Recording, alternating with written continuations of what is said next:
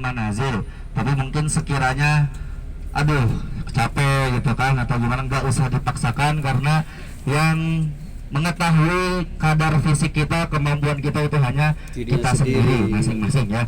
Jangan sampai nanti sudah ngambil mikot tapi di tengah jalan malah ragu. Nah itu nggak boleh. Kalau udah ngambil mikot hukumnya wajib menyelesaikan umrah sampai akhir, sampai selesai. Maka silahkan dipikir-pikir mau mengambil mikot atau enggak gitu ya. Nah, alhamdulillah Ibu Bapak, apa hikmahnya dari perjalanan ke kota Taif ya, dari dakwahnya Nabi itu apa hikmahnya? Banyak sekali ya Ibu Bapak. Hikmahnya banyak sekali. Salah satunya apa? Salah satunya adalah sudahkah kita mendoakan musuh-musuh kita ya kan? Pasti ada orang yang nggak senang sama kita ya nggak? Ya, pasti banyak orang yang nggak senang sama kita, nggak senang sama bisnis kita, nggak senang sama pekerjaan kita, nggak senang dapat istri kayak kita gitu kan. Nah, pasti banyak orang-orang yang iri hati, dengki ya itu. Sudahkah kita doakan mereka itu, semoga mereka dilunakkan hatinya ya kan, semoga mereka itu diberikan hidayah oleh Allah Subhanahu wa taala, mumpung lagi di tanah suci. Doakan yang baik-baik untuk orang yang pernah menjahati kita. Masya Allah.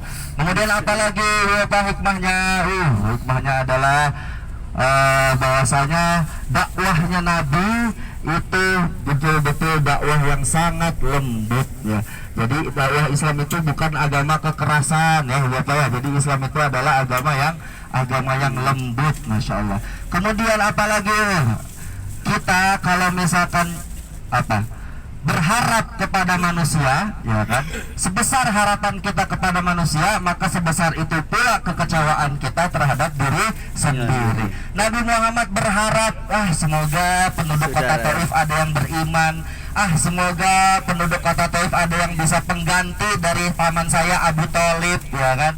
Tapi ternyata apa? Allah berikan ujian kepada Nabi Muhammad bahwasanya jangan berharap kepada manusia. Kita hanya boleh berharap kepada Allah saja ya. Kita hanya boleh berharap kepada siapa? Kepada Allah Subhanahu wa taala. Nah, tapi Ibu Bapak, setelah kejadian Taif, setelah kejadian kematiannya Abu Thalib, kematiannya Siti Khadijah, diusir dari kota Taif, Allah hibur Nabi Muhammad dengan apa? Peristiwa Isra Mi'raj. Masya Allah, itulah caranya menghibur Nabi Muhammad dengan cara Isra Mi'raj. Isra itu diberangkatkan dari Masjidil Haram ke Masjidil Aqsa. Kalau Mi'raj diberangkatkan dari Masjidil Aqsa ke Sidratul Muntaha. Masya Allah Ibu Bapak ya, perintah banyak Allah ini memerintahkan kepada kita ibadah-ibadah ya kan. Tapi hanya sholat saja perintah yang harus Nabi Muhammad itu harus datang kepada Allah. Kalau perintah yang lain cukup ayat turun saja ya nggak? Allah memerintahkan untuk apa? Misalkan zakat, cukup turun ayat tentang zakat oleh malaikat Jibril. Allah memerintahkan untuk puasa, cukup puasa turun ayat tentang puasa turun dari malaikat Jibril kepada Nabi Muhammad. Haji cukup ayat saja turun. Tapi kalau sholat itu harus berhadapan Allah dengan Nabi Muhammad Shallallahu Alaihi Wasallam. Jadi begitu besar ya, begitu besar kepentingan daripada sholat itu tersendiri. Tapi ada satu lagi ibadah yang tidak kalah pentingnya, yaitu apa? Bersolawat. Kalau misalkan sholat Ibu ya, itu hubungan kita langsung dengan Allah. Tapi kalau sholawat, hubungan kita dengan Allah tapi dengan perantara siapa? Rasul. Nabi Muhammad Shallallahu Alaihi Wasallam. Coba bayangkan Ibu tempat-tempat yang pernah dilalui oleh Nabi Muhammad kira-kira rame nggak? Wah, pasti. Jabal Nur itu tempat Rasul mendapatkan wahyu yang pernah diinjaki oleh Rasul. Lihat nanti ke Jabal Nur. Terus apa lagi? Taif yang pernah didakwahi oleh Nabi Muhammad, masjid-masjid tadi rame nggak? Ramenya minta ampun. Masjid Nabawi, itu segala macam itu rame ya kan. Gimana jadinya kalau Nabi Muhammad ada di hati kita? Pasti bakal rame, bakal seneng ya kan, bakal berkah. Itulah maka kita harus menaruh Nabi Muhammad itu, kecintaan kepada Nabi ada di hati kita. Allah menyuruh kita untuk sholat 5 waktu, Allah sholat apa enggak?